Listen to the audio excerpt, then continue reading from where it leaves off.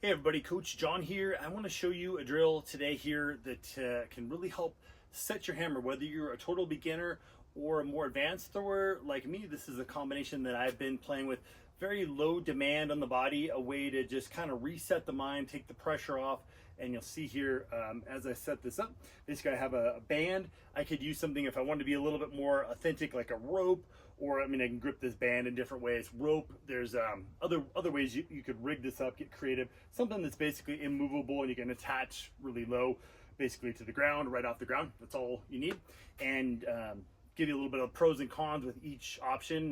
For one thing, the band you'll see here in a second allows me to just move the tension a little bit, create, move my body so I'm not just immovable, and how I can basically kind of lock in this. If you want to think about this like we're watching a movie, and then we're going to take one of the frames out of that and try to really get the feel of that. Take what would be a very much as just a split second, and what we're working on here is this low point, setting our shoulder position, setting where our feet would be, keeping everything balanced, and letting this more or less reflexive motion, I like to call it too.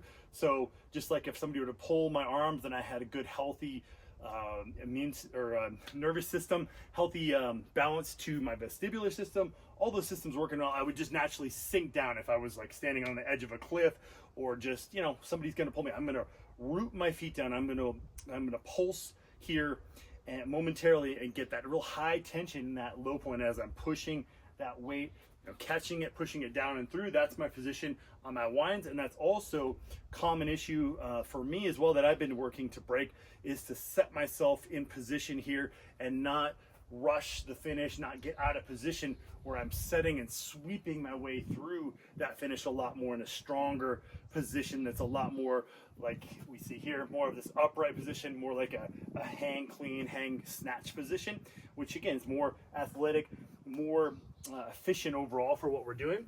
And you'll see here, we're just gonna sit into that. I can just grip here. I'm not too worried about my grip. I just wanna have my arms long like hooks here.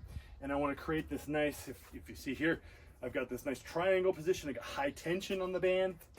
And I'm walking back to where I feel a nice grab here, where this is a little bit challenging for me, a little bit interesting for me. And I'm just gonna sit in that position and pulse and hold for about 5 seconds. And then I could back off and repeat a couple times.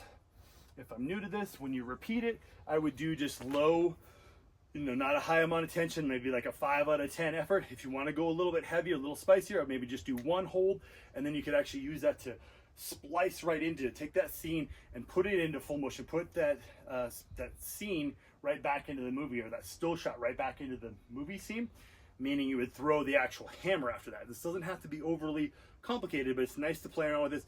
Basically, the sky is the limit, or your mind limitations. You could work on any position where you're holding your hammer and you want to simulate where you would be in the throw there, and stop motion that so you're not having to do it in the full motion and fix it momentarily. This is just a nice way, and technically, I'm stabilizing my shoulder, I'm getting some good activation in my posterior chain here, all this good stuff. So this is a way to strengthen, and I could go again really high tension.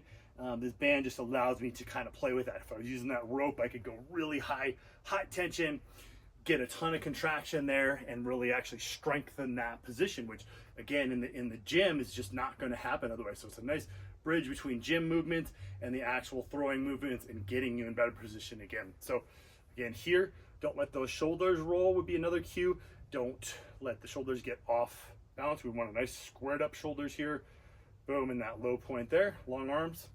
And there you have it with that.